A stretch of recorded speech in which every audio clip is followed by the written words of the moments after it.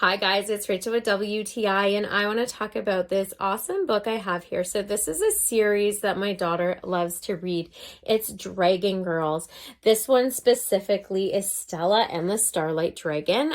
There are different best friends and this is a really cute series because they're all kind of a different dragon, and this is book number 9. There are a lot of books in this series, so I like the fact that it's kind of a continuation.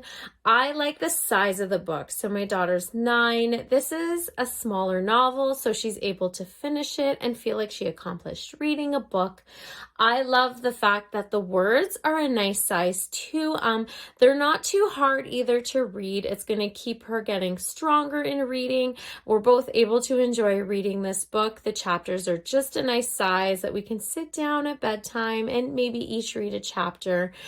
So it's not too long and it's just a perfect time. And their stories are so cute. There's so much imagination in them with these best friends, and you get to follow their stories. And this one in particular, like I said, is Stella and the Starlight Dragon, and you get to hear this beautiful adventure. But that's just my point of view.